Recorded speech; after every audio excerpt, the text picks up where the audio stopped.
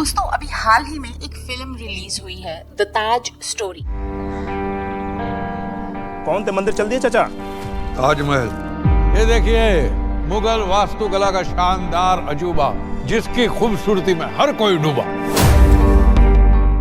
Film ने पूरे देश में एक डिबेट जगा दी है कि ताजमहल की सच्चाई क्या है। क्या ये सिर्फ एक प्यार की निशानी है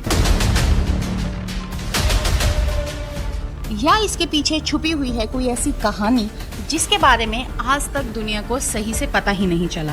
कि क्या वाकई ताजमहल शाहजहां ने बनवाया था? इसी डिबेट के बीच एक थ्योरी भी बार बार सामने आती है कि कुछ लोग कहते हैं कि ताजमहल असल में तेजो महाले नाम का प्राचीन मंदिर था जिसे मुगलों ने बदल दिया। ये केस करना है। किस पर? शाहजहां पे? फिल्म में दिखाया गया क्लाइमेक्स भी इसी सवाल को टच करता है। वही हिस्टोरियन कहते हैं कि नहीं, ताजमहल क्लियरली शाहजहां ने बनवाया था। ताजमहल की जमीन और ताजमहल पर हमारी जमात का हक है और इसका पूरा हिस्टोरिकल रिकॉर्ड मौजूद है। इतिहास क्या कहता है, राजनीति क्या कहती है और फिल्म क्या दिखाती है, ये सब अपनी जगह है। लेकिन एक बात तो आप भी मानेंगे कि ताजमहल सिर्फ एक इमारत नहीं, एक खूबसूरत रहस्य है। और आज की इस वीडियो में मैं आपको ताजमहल की वो मिस्ट्री कहानी सुनाने वाली हूँ जो किताबों में लिखी है और जिसने ये साबित किया है कि प्यार सच में किसी को भी अमर कर सकता है। पर इससे पहले मेरे चैनल को सब्सक्राइब जरूर करें। ताजमहल वो कहानी जिसने इतिहास बदल दिया। Taj Mahal is not a symbol of love, it's a symbol of atrocity, symbol of genocide. Agra, India का ताजमहल मुगल आर्किटेक्चर का एक अल्टीमेट मास्टरपीस। 42 एकड़ में फैली ये चमकदार व्हाइट मार्बल बिल्डिंग दूर से देखने पर ये ड्रीम जैसी लगती है, पर इसकी नींव में एक दर्द छुपा है। अब ये बताइए कि ये हिंदू महल कैसे है? आप ताजमहल के नीचे जो 22 कमरे हैं उसमें कभी गए? ताज के नीचे जब हम कमरों में पहुंचे तो वहाँ जो हम लोगों ने देखा उसे देख करके तो हम हैरान रह गए। 400 साल पुरानी ये इमारत अपने समय की सबसे बड़ी और सबसे खूबसूरत इमारत थी। आज ये दुनिया के 7 वंडर्स में शामिल है। इसे बनाने में 20,000 लोगों ने 22 साल तक अपना खून पसीना दिया। आज की वैल्यू से देखा जाए तो ताजमहल की कीमत $1 बिलियन से भी ज्यादा बैठेगी और मुगल आर्किटेक्ट्स की इंजीनियरिंग आज भी दुनिया के टॉप इंजीनियर्स को अमेज करती है। ताजमहल को ऐसे डिजाइन किया गया है कि जब आप मेन गेट के पीछे से देखते हो तो स्ट्रक्चर बहुत ही बड़ा लगता है, लेकिन जैसे जैसे आप गेट के करीब जाते हो वो ऑटोमेटिकली छोटा दिखने लगता है। ये एक ऑप्टिकल इल्यूजन है। चारों तरफ की 4 मीनारें सीधी नहीं हैं, थोड़ा सा बाहर की तरफ झुकी हुई हैं और इसका रीजन है ताकि डोर से वो अंदर गिरती हुई ना लगे और अगर कभी भूकंप आए तो मीनारें बाहर की तरफ गिरें और मेन डोम सेफ रहे। ये इतना इम्पोर्टेंट क्यों था? क्यों मुगल आर्किटेक्ट्स इसे बचाना चाहते थे? क्यों इतना परफेक्शन? क्यों इतनी डिटेलिंग? जवाब मिलता है एक लव स्टोरी में। एक ऐसी लव स्टोरी जिसका एंड आज भी लोगों की आंखें नम कर देता है। मुगल एम्पायर अपने पीक पर था। बादशाह जहांगीर का छोटा बेटा शहाबुद्दीन मोहम्मद खुर्रम 15 साल का हुआ था। आगरा फोर्ट में ग्रैंड सेलिब्रेशन का दिन था। इसी सेलिब्रेशन के दिन खुर्रम की मुलाकात हुई एक लड़की से जिसका नाम था Mumtaz Mahal. First meeting, first glance और दोनों एक दूसरे पर फिदा। किसी को नहीं पता था कि ये मोहब्बत हिस्ट्री बन जाएगी। अगले 10 सालों में खुर्रम ने कई जंग जीती और उन्हें नाम मिला शाहजहां, मतलब किंग ऑफ द वर्ल्ड। उनकी 6 बीवियां थीं, पर उनका दिल सिर्फ मुमताज में बसा था। हर सफर, हर फैसला, हर रात, हर सुबह मुमताज उनके साथ थी। 1628 में शाहजहां राजा बना, पर 1 साल बाद ही जंग छिड़ गई। 2 साल तक जंग चलती रही और फिर एक ऐसी खबर आई जिसने शाहजहां को तोड़ कर रख दिया। मुमताज अपने 14वें बच्चे को जन्म देते वक्त बीमार पड़ गई और 17 जून 1631 को दुनिया छोड़ गई। पूरे राज्य में शोक की लहर थी, पर शाहजहां के लिए तो दुनिया ही खत्म हो गई। कहा जाता है कि उन्होंने 8 दिन तक कुछ नहीं खाया था और 2 साल तक कोई संगीत नहीं सुना। मुमताज ने मरने से पहले एक लास्ट विश मांगी कि मेरी कब्र को दुनिया की सबसे खूबसूरत इमारत में बनाना।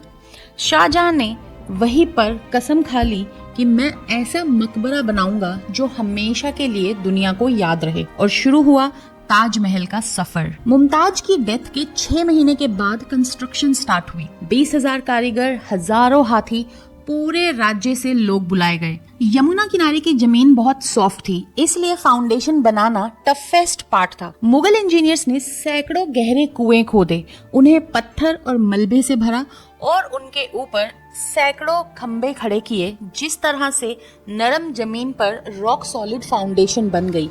इसके बाद डिजाइन तैयार हुआ, जिसमें 4 मीनारे, बीच में गुंबद और चारों तरफ हरे भरे बाग थे। राजस्थान के मकराना से हजारों टन व्हाइट मार्बल एलिफेंट्स के थ्रू आगरा लाया गया। डोम इतना बड़ा है कि आज भी इंजीनियर्स हैरान होते हैं कि 400 साल पहले बिना स्टील के ये डोम कैसे खड़ा किया गया होगा। डेकोरेशन हुआ है पिएट्रा ड्यूरा टेक्निक से, जिसमें प्रेशियस स्टोन्स मार्बल के अंदर सेट किए जाते हैं। उन्होंने एक स्पेशल ग्लू बनाया जिसमें शीरा, लेमन जूस और मार्बल पाउडर मिक्स किया जाता था, और आज भी रेस्टोरेशन में वही ग्लू लगता है।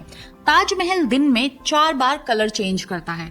सनराइज से पहले थोड़ा ब्लैकिश, सनराइज के बाद पिंकिश या येलोइश, दोपहर में मिल्की व्हाइट और सनसेट के टाइम पर गोल्डन, जैसे कोई जिंदा इमारत हो। 22 साल की मेहनत के बाद 1654 में ताजमहल कंप्लीट हुआ। शाहजहां ने इसे नाम दिया ताज महल, अपनी मोहब्बत मुमताज के नाम पर। हर साल वो यमुना के रास्ते मुमताज की बरसी पर ताजमहल देखने आते थे।